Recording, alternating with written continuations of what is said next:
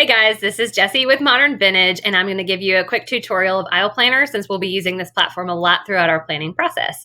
So we're going to send you an invite to Aisle Planner, and once you've gotten yourself all signed up, the first thing you're going to see is this dashboard, which will give you just kind of where you're at a glance at any given time. The checklist allows us to actually assign specific tasks to you with a rough due date for those tasks. And so you can see those all here in the assignments overview. It's also going to email you a reminder when you're getting close to those due dates. The full checklist is just going to give you a fuller picture of what we're going to be doing throughout the entire planning process. And you can also see the tasks that we've assigned to ourselves so that you can see what we are in charge of as well. The calendar is going to actually pull some of those tasks over from your checklist, as well as show you when you have an upcoming payment due with a vendor. So you would see that here, and it's going to send you an email reminder for that as well, just letting you know you have a payment due. We will also use the calendar to drop in dates, times, things like that of our various meetings. The timeline is where we will start to kind of flesh out the flow of the day as we go through the process. So as we figure things out, we're going to be dropping things into the timeline. So if you need to check, if you can't remember what time we set for hair and makeup, for instance, or something like that, you can find that here.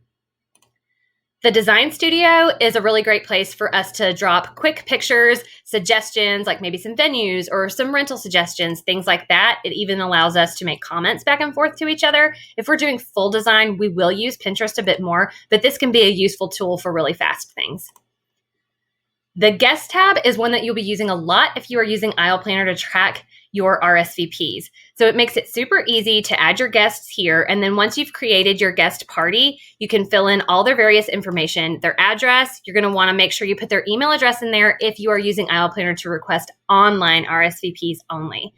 And then you can fill in a bit more information about your event here. If you are doing a dinner with a meal choice where guests need to let you know what their entree choice is, then you would add in those different entrees here, and then you can really easily track it as your RSVPs come in. You go to the Rsvp Summary, super easy, check who's coming to the ceremony, the reception, and what their meal choice is here. That makes it so easy so that we can print out a report and give it to the caterer that gives us the exact number of each entree and even down to what table those are going to, and sometimes even the seat, which kind of leads me into layout and seating. And I'm going to kick that over to Becca to explain a little bit more there.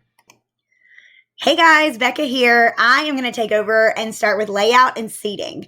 If you're doing a seating arrangement, we are going to plug the tables in here. The size of the table is a number at each table, and the guest, what they've chosen to eat, so that there's an overview of what's there. Next thing is the seating tab. You're going to use this a lot. It is a great tool to put guests at tables. You can adjust the number of guests at each table and just start typing in their name, and it'll filter in and you can put them at a table. One of the greatest things about this is if you've already separated people by family and friends, it makes it easy to decide who can sit with who and who will get along well at the table. Next, we're going to move into is the contacts.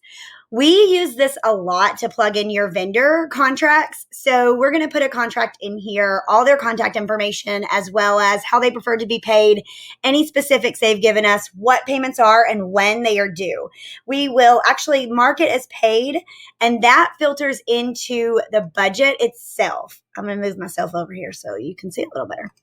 Budget, once we have the creative session with you, we're going to plug in the numbers we've talked about, what's important to you and why. Put those numbers of what we think you'll spend in every category into this budget.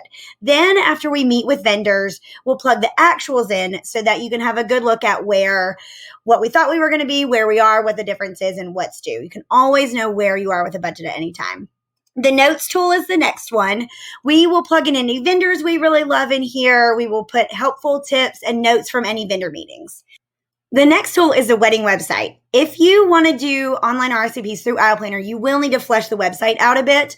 You could actually put pictures in. You can put your information about engagement, any travel and hotel information, as well as gift registries for your guests.